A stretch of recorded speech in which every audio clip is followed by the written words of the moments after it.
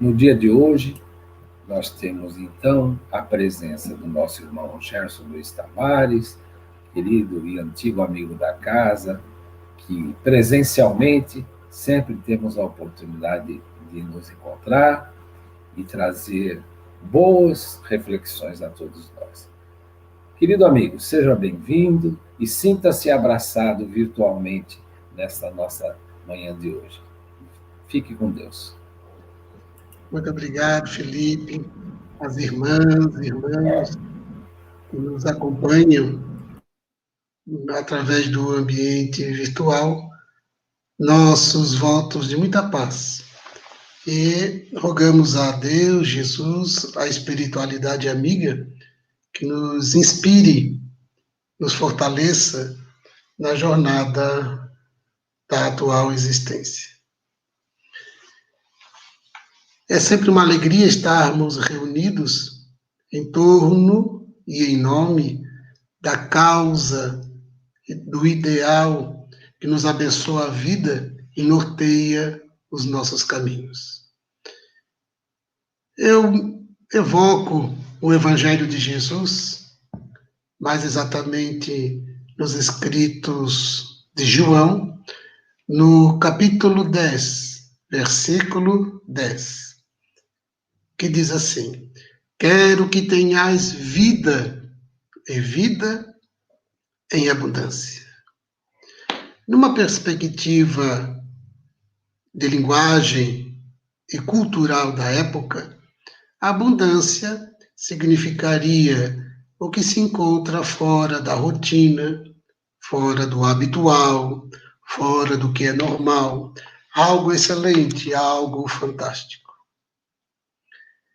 Numa perspectiva ou no olhar do que é habitual, do que é rotineiro, do que é normal, seria uma visão do que é objetivo, do que nos circunda e do que se torna de interesse mais imediato, numa angulação linear.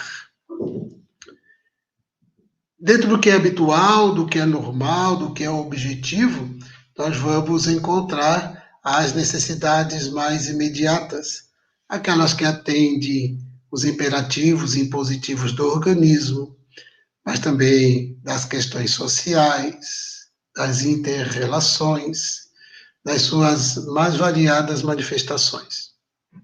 Jesus, quando ele se refere, quero que tenhas vida em abundância, ele, para explicar isto, para dar o sentido disto, ele deixou vários marcadores ao longo de toda a sua doutrina.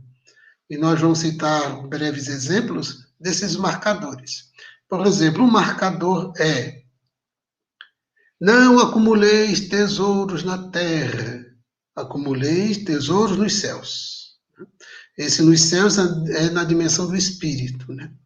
Não acumuleis tesouros na terra, porque a traça corrói, o tempo desgasta, os ladrões furtam, né? Então, acumuleis tesouros nos céus, ou, no outro sentido, a dimensão do espírito. Nem só de pão vive o homem. O pão significa as necessidades materiais. Nem só de pão vive o homem. Então significa que vive de um outro alimento. O alimento que não é de constituição material. E ele culmina numa proposta de reino de Deus, quando ele diz que o reino de Deus está dentro de vós. Então ele deixa vários marcadores, citamos apenas 3 exemplos, vários marcadores de que essa abundância ela não está relacionada e circunscrita ao ambiente que nos circunda e às necessidades e interesses imediatistas, lineares, horizontais, simplesmente, mas algo de profundidade e de transcendência. Na atualidade, quando nós temos hoje a grande contribuição do Espiritismo, nós conseguimos entender melhor Jesus, porque com a doutrina espírita, nós somos beneficiados com um repertório de conhecimentos. revelados pelo Espiritismo, através das investigações científicas empreendidas por Allan Kardec. A imortalidade da alma, por exemplo. O espírito imortal, o mundo dos espíritos, é um marcador espírita de saber, de conhecimento revelado, demonstrado cientificamente, que alarga a nossa visão a respeito da vida. Porque a vida não se circunscreve entre os limites estreitos do berço e do túmulo, mas se expande de características imortais. Isto é muito significativo. Mas amplia o Espiritismo, nesta visão abundante, abrangente e transcendente, quando apresenta que não é apenas a imortalidade que constitui a nossa realidade, mas também a condição da reencarnação. No nosso contexto evolutivo, a reencarnação é uma realidade marcante, presente. Nós vivemos ainda a experiência, um momento evolutivo que requer, que exige as reencarnações. Mas, junto da reencarnação, que é esse movimento do espírito de retornar ao proscênio da Terra pela reencarnação, viver a experiência corporal, despedindo-se do organismo pela denominada morte, e com a desencarnação, retornando ao mundo dos espíritos, nós verificaremos que essa dinâmica do espírito de nascer, viver, morrer, renascer ainda, e numa perspectiva de continuidade da vida, demonstrando que a vida, ela jamais nos abandona. É-nos possível querer, até mesmo desejar por algum conflito, numa vivência de um transtorno, que nós desejamos, podemos desejar abandonar a vida, mas a vida jamais nos abandonará. Chico Xavier, que era muito hábil, muito jovial, e na sua jovialidade, a sua habilidade, ele deixava grandes lições. Ele disse em certo momento assim, Chico Xavier: é possível que a gente escape da morte por vários momentos da vida.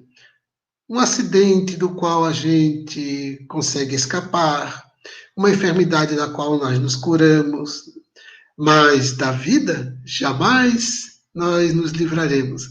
Para falar de imortalidade. Então, o Espiritismo apresenta o espírito imortal, mas também que reencarna, com um objetivo específico às dinâmicas das reencarnações, que é a evolução do espírito, que é o progresso das nossas condições evolutivas. Ou seja, nossos potenciais de evolução, que Jesus chamou de reino de Deus, está dentro de nós, é todo estado de potência para a evolução, que as reencarnações garantem nisto. A lei de causa e efeito acompanha a lei de reencarnação, a lei de causa e efeito para estabelecer o espírito imortal, enquanto precisa reencarnar, até conquistar a plenitude intelecto-moral. A lei de causa e efeito vai promover ao espírito reencarnante o reencontro com as consequências dos seus erros, dos seus delitos, das suas ações positivas e negativas. Ao mesmo tempo que no proscênio da Terra, com as bênçãos da reencarnação, receba os estímulos desafiadores para o progredir. Então, nós vivemos essa dinâmica de vida imortal. Então, o Espiritismo alarga essa visão para a gente entender melhor essa abundância que Jesus estabelece. E o Espiritismo propõe que o espírito está no processo de evolução, a reencarnação tem esse objetivo, a lei de causa e efeito é para solucionar as nossas dificuldades, as nossas deficiências, para que, deixando as deficiências para trás, substituindo-a pelo progresso, pelas virtudes, nós possamos seguir adiante rumo à felicidade real. Buda se referia a essa abundância com a denominação de iluminação. Nós vamos observar que Jung, por exemplo, fala de individuação, a busca de totalidade. Viktor Frankl, o pai da logoterapia, ele se refere ao sentido, a busca de sentido. Você identifica no sentido da vida, você então vai se preencher. Encontraremos no Assadioli falando também nessa psicodinâmica de desenvolvimento do eu profundo. Encontraremos Sócrates no passado falando do autoconhecimento, o Espiritismo falando da evolução e de progresso, da espiritualização. Martin Seligman, pai da psicologia positiva, fala de vida de significância. Ou seja, sempre algo que dá sentido, que dá significado, que preenche. Por isso Jesus disse, quero que tenhas vida e vida em abundância, que é de características de conteúdo espiritual, moral, psicológico. É uma proposta de uma verdadeira revolução interior. É a grande proposta de Jesus. Uma revolução interior que o Espiritismo reitera, estabelece a transformação moral como um mecanismo de soerguimento diante das nossas deficiências e a assunção e adoção de valores e de paradigmas e parâmetros de comportamento que nos impulsione para adiante. Porque a desejada felicidade, a almejada paz, é o resultado da evolução, conforme o Espiritismo nos deixa muito bem claro. Deixarmos para trás as imperfeições, substituindo-as pelas virtudes. Para que o espírito, então, numa dinâmica íntima, ele encontre-se em abundância. Porque quando Jesus fala vida em abundância, dá um sentido, né, de intensidade. Mas não é intensidade de quantidade, é intensidade de qualidade. De qualidade de vigor. Vigor, por isso que ele propõe, em certo momento, tem de ânimo, o indivíduo está com ânimo bastante tonificado. Estabelece Jesus o lance de conquista, de movimento, de esperança, sustentada na fé. A fé é esta dinâmica interna, mas que recebe o contributo da razão. Por isso o Espiritismo trabalha muito um acervo de conhecimentos, para que com os conhecimentos, os saberes, nós possamos raciocinar, refletir e construir uma filosofia de comportamento ajustada, adequada a essa perspectiva de evolução, fazendo com que o indivíduo, então, se preencha de vigor interno, para que nós possamos preencher os vazios existenciais, o vazio íntimo, a falta de um ideal, a sustentação de conhecimentos que norteiem os passos.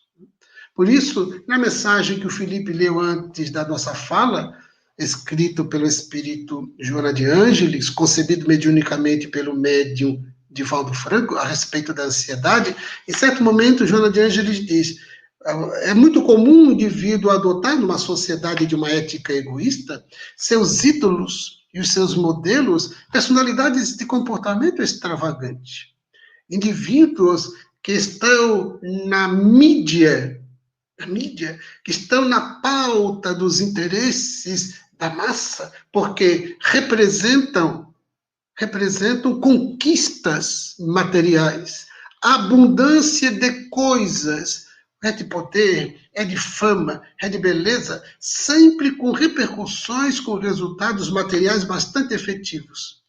Quando essas personalidades extravagantes, de repente, apresentam os conflitos nos quais se encontram mergulhados.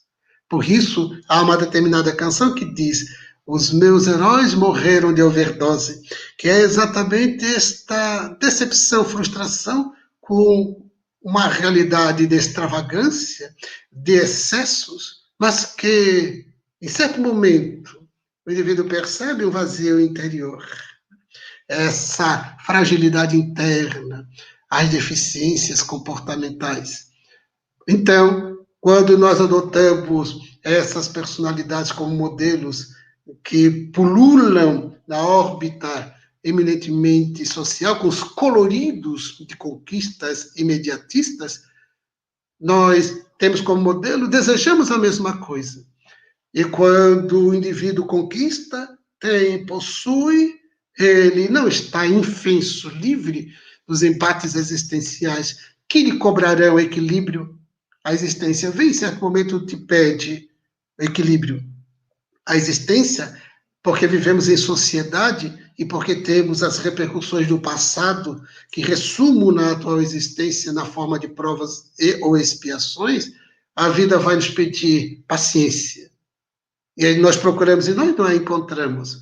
A vida solicitará sabedoria e nos falta sabedoria. A vida pedirá temperança, comedimento, e o indivíduo se vê às voltas com os condicionamentos. Os condicionamentos de extravagância, os condicionamentos de excessos, os condicionamentos de intranquilidade, os condicionamentos da irritação, o condicionamento da impaciência. Então, o indivíduo ele busca em si algo que a vida pede, de qualidade, de vigor, e não encontra, porque ele está com abundância de quantidade dos elementos que são nocivos. Busca em si equilíbrio, não encontra. Busca em si um acervo de conhecimentos, de ideias para refletir sobre, e lhe falta, porque os conhecimentos que o mantêm e o sustentam são os conhecimentos mais imediatistas ou frívolos, ou então apenas restritos às questões de natureza somente profissional ou outras variedades sociais, sem conhecimento de profundidade que o conduza a reflexões mais profundas e transcendentes. Então, nós precisamos produzir uma verdadeira revolução interior. Conhecimentos estão em pautas, conhecimentos superiores, conhecimentos profundos, transcendentes. Está em pauta a dinâmica do autoconhecimento. Faz parte esse movimento interno de desenvolvimento de novos condicionamentos. Excluir, eliminar condicionamentos que já trazemos, condicionamentos que trouxemos de outras existências, condicionamentos mentais, que repercutem na atual existência, condicionamentos gerados, produzidos nesta atual existência, porque nós somos seres de condicionamentos. Então, nós tendemos a repetir erros de um passado. Por isso, vivemos um momento evolutivo bastante complexo, porque nós temos bastante conhecimentos científicos, nos valemos dos recursos da tecnologia, que são fascinantes. Graças à lei de progresso, temos a tecnologia, que está nos favorecendo esse contato hoje, por exemplo. Não fosse a tecnologia, não fosse essas plataformas virtuais, como seria, na atualidade, o enfrentamento desta pandemia? A imposição impositivo de biossegurança pelos protocolos sanitários do afastamento social.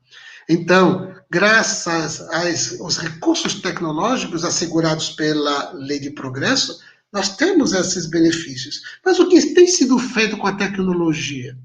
O que tem sido feito com as possibilidades virtuais? Então, nós temos utilizado esses recursos para esses encontros importantes. Mas o quanto que outros têm se valido dos recursos tecnológicos para a pedofilia, por exemplo, para ensinar a produção de bombas numa fonte, como artefato produzido em casa, para estabelecer conluios, para produzir fraudes, crimes virtuais variados. Por quê? Porque há um vazio de valores, de um significado, de vida de profundidade e de transcendência. Então, nós verificamos a grande importância que nós temos hoje de pensarmos a respeito da vida e como estamos vivendo. Por essa razão, Jesus propõe: quero que tenhais vida em abundância, abundância de saberes, abundância de valores morais, abundância de disposição de ânimo, que só se consegue com uma verdadeira revolução interior. Diante das situações mais desafiadoras, quando nós estamos plenos no mundo íntimo de vigor, de ânimo, de entusiasmo, de fé, de esperança, de coragem, nós estaremos sempre fortalecidos no enfrentamento das situações mais difíceis. Joana de Ângeles, espírito, através do médium de Valdo Franco, diz o seguinte, que nós devemos construir uma bagagem interior, ou seja, desenvolver em nós um conteúdo interno que nos assegure, no momento que precisarmos, valermos desse acervo interno. Porque o Espírito diz, a gente não sabe o que encontrará na próxima esquina. A próxima esquina da vida, naquela curva, poderemos receber um grande desafio, um momento de aflição importante. E o indivíduo precisa de reservas, de Joana de Ângeles, reservas morais, para enfrentar a reserva moral da coragem, a reserva moral da paciência, a reserva moral da fé, da esperança, para não se desestimular, para não arrefecer o ânimo, para não abandonar projetos, para não deixar de lado o ideal, para não distanciar-se da meta, manter-se firme na meta, embora as circunstâncias que desafiem e mesmo façam sofrer, para que diante do sofrimento retiremos no seu enfrentamento, retiremos as lições, nos fortaleçamos e não abandonemos a jornada. Essa vida em abundância é o da coragem, da disposição, do ânimo, da fé, da esperança. A esperança que, como diz Paulo Freire, do verbo esperançar, que propõe, então, essa dinâmica da esperança, não da espera no sentido do verbo esperar, mas a esperança do esperançar, de que indica movimento. São essas reservas morais. A reserva moral, ela se constitui através do trabalho reflexivo e do treinamento para a elaboração, a construção de novos condicionamentos. Podemos dizer que um anjo, um espírito puro, um espírito perfeito, o anjo, ele é um espírito condicionado no bem, no amor. Ou seja, é o treino que nos conduz ao desenvolvimento de habilidades, de recursos psicológicos, de disposição emocional, de força, de vigor moral no enfrentamento das circunstâncias, as mais difíceis, como também das mais fáceis. Porque nós vivemos também problemas no enfrentamento das situações prazerosas. Por quê?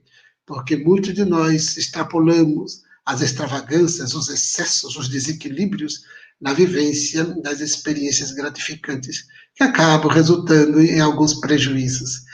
Então, essa abundância que Jesus pede, dá colorido à vida, dá ânimo, à alegria de viver, para que nós nunca esmoreçamos na nossa fé, nunca percamos a esperança, que não há desestímulo, mas sim sempre um estímulo renovado. Embora as circunstâncias mais difíceis, saibamos nos manter de pé, encorajados, entendendo e compreendendo que se ainda isto acontece, se esta ainda é a realidade da minha existência, é porque eu tenho muito que aprender, tenho que resgatar, tenho que devolver à vida, tenho que me disciplinar, tenho que crescer. Não é hora ainda de vivermos as delícias de um paraíso, a fantasia e ilusão do paraíso. A hora é de muito trabalho. Como disse Jesus, digno é o trabalhador do seu salário. E Emmanuel, através de Chico Xavier, diz, a hora não é ainda do salário, a hora é de trabalho. Então, esse trabalho íntimo, de dentro para fora, para que a vida abunde em nós. A abundância de qualidade, e de vigor íntimo, psicológico, emocional, psíquico, moral. O vigor do espírito. Na introdução ao Livro dos Espíritos, Allan Kardec, ele diz o seguinte, no item 6º, porque a introdução é uma produção de Kardec, a introdução ao Livro dos Espíritos, é uma introdução densa, é uma introdução longa, que ele vai articulando em vários itens em numeral romano. E no item 6º, que tem vários parágrafos, se não me engano, no 29º parágrafo, Allan Kardec diz o seguinte, que nós participamos de duas naturezas, nós, espíritos reencarnados, né? Nós, enquanto encarnados, participamos de duas naturezas.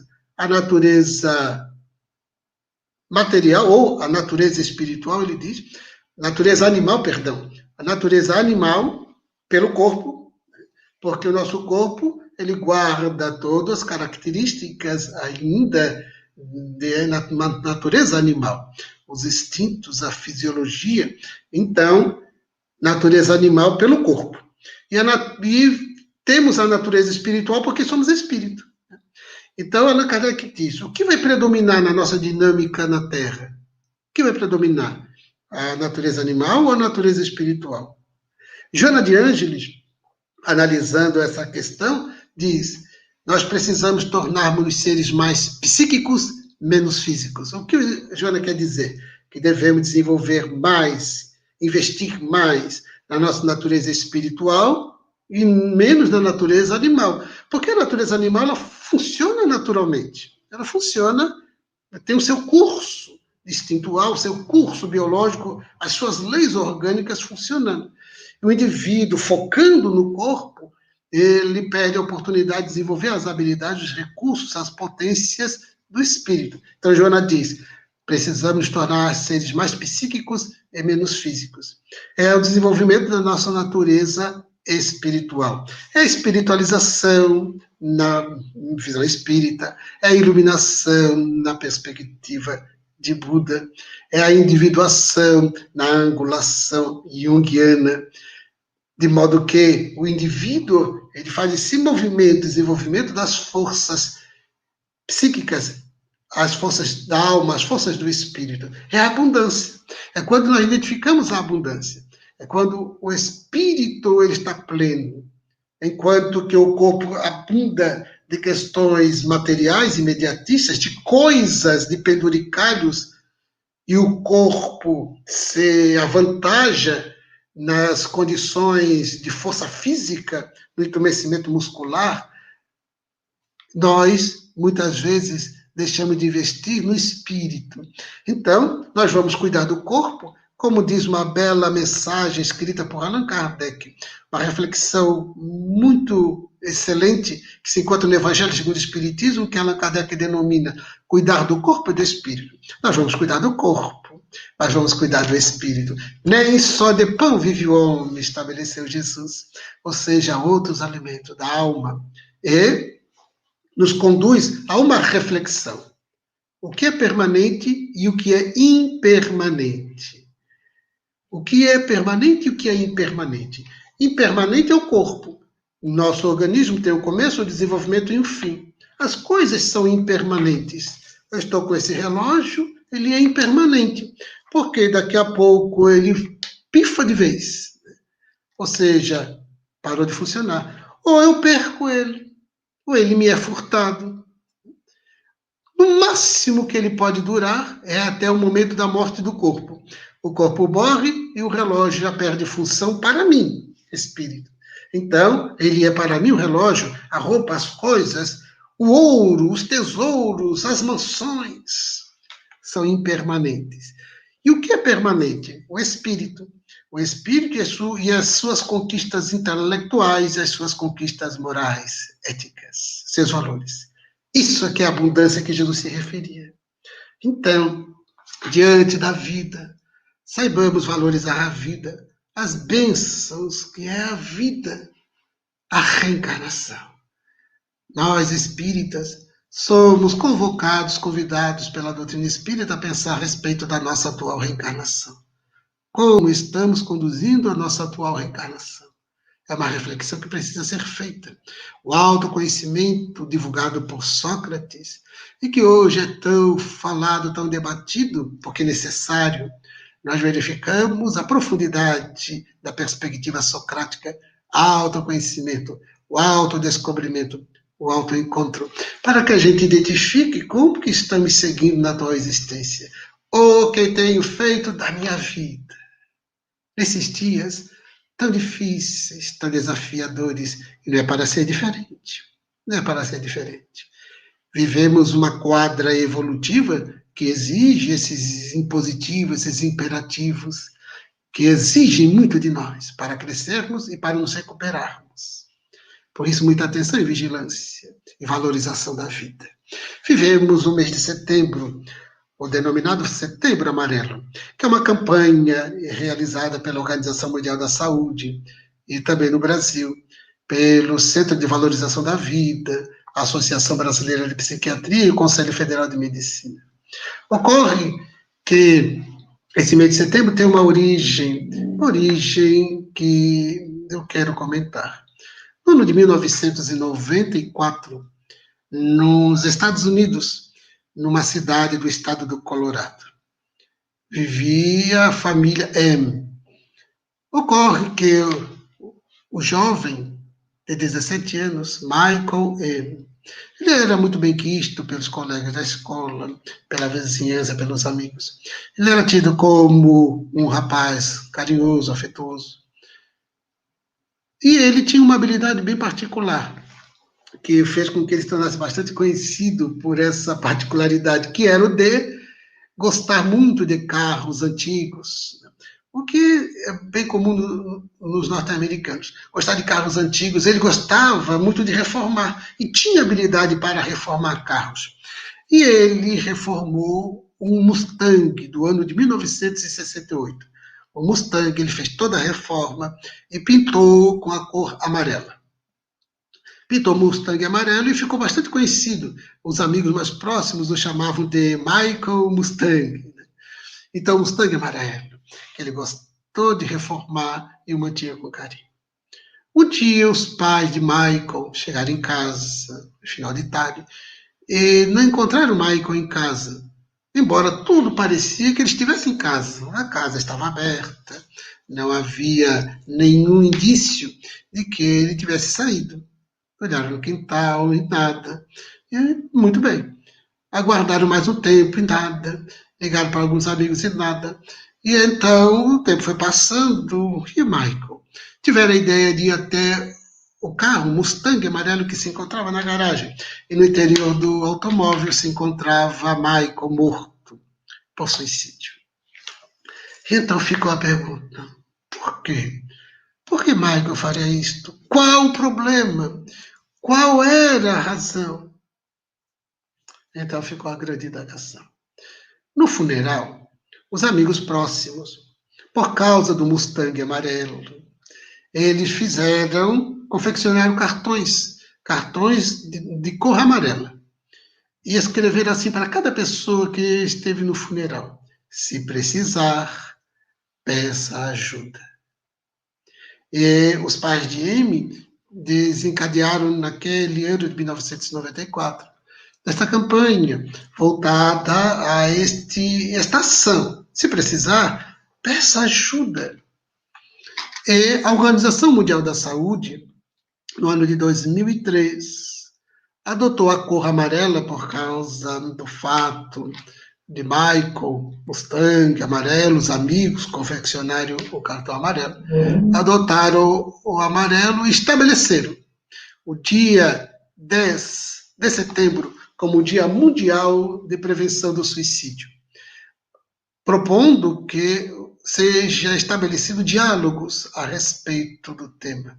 No Brasil, desde o ano de 2015, o Centro de Valorização da Vida, que realiza um trabalho excelente, o Conselho Federal de Medicina e a Associação Brasileira de Psiquiatria realizam esta campanha denominada de Setembro Amarelo, cuja proposta é a de prevenção de suicídio, mas especialmente que se fale a respeito dele. E quando nós identificamos essa perspectiva espírita, desse acervo de conhecimentos fantásticos, e que está perfeitamente identificado com Jesus, que propõe vida e vida em abundância, nós precisamos, sim, trabalhar em nós essa dinâmica da alegria de viver. Entendemos e compreendemos que jamais a vida nos abandonará. Qualquer dificuldade, qualquer problema, trabalhemos em nós os recursos de solução.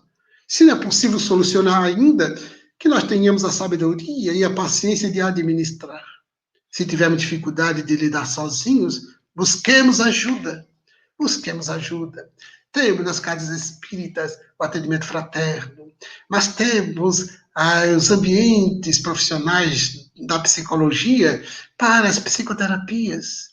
Temos recursos da psicanálise, temos a medicina alternativa, que oferece possibilidades importantes e benéficas para que nós aprendamos a lidar com as nossas dificuldades, com as nossas limitações, com os nossos desafios, com os nossos conflitos, nossos sentimentos íntimos. Muita coragem de viver, ânimo. O Evangelho de Jesus é o nosso código moral de vida. A doutrina espírita nos alarga os horizontes mentais, amplia nossa visão para dizer: vivemos hoje, viveremos depois. O Espírito de Emmanuel, ele nos alerta, criando a metáfora do trem.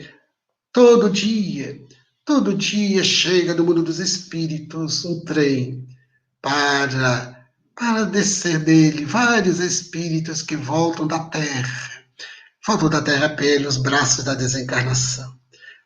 O mesmo trem, na próxima estação, ele acolhe aqueles espíritos que estão reencarnando para retornarem ao proscênio da Terra, para dar sequência à dinâmica evolutiva no ambiente corpóreo.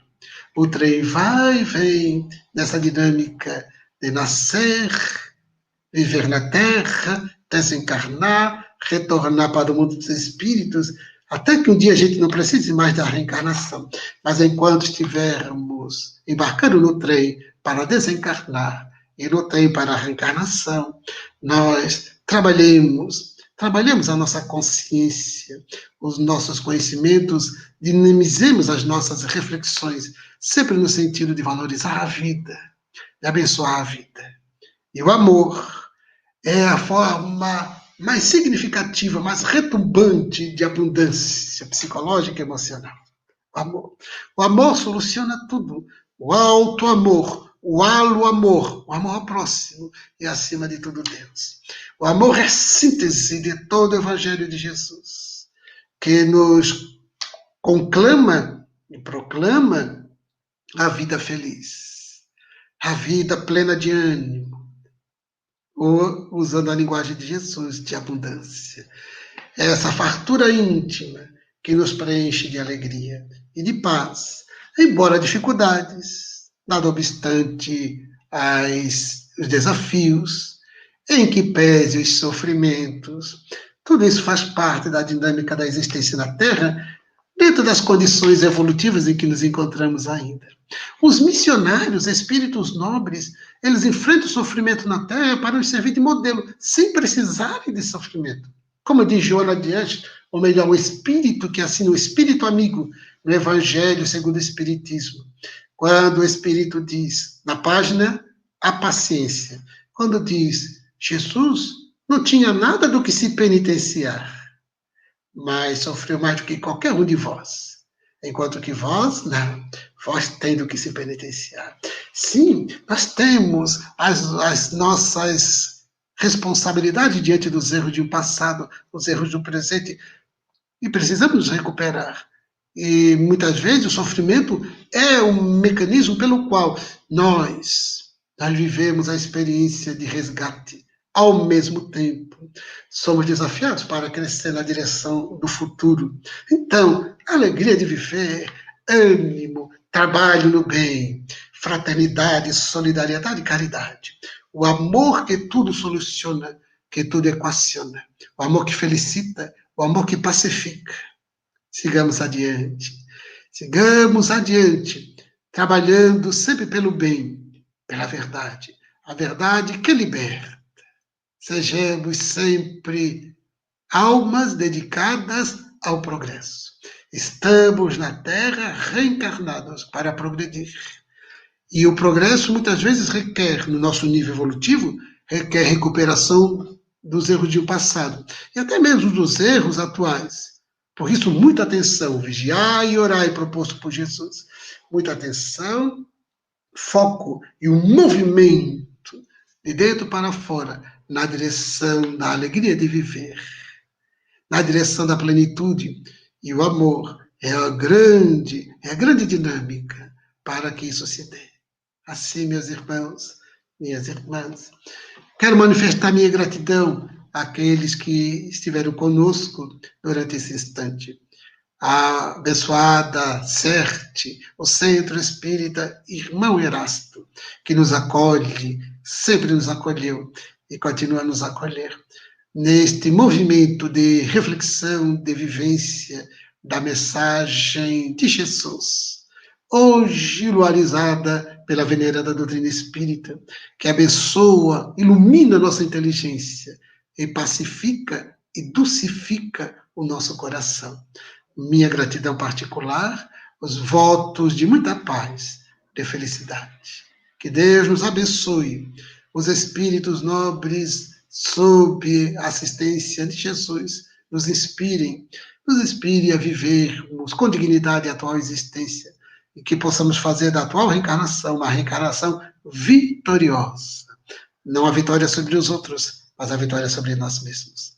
Muito obrigado, muita paz.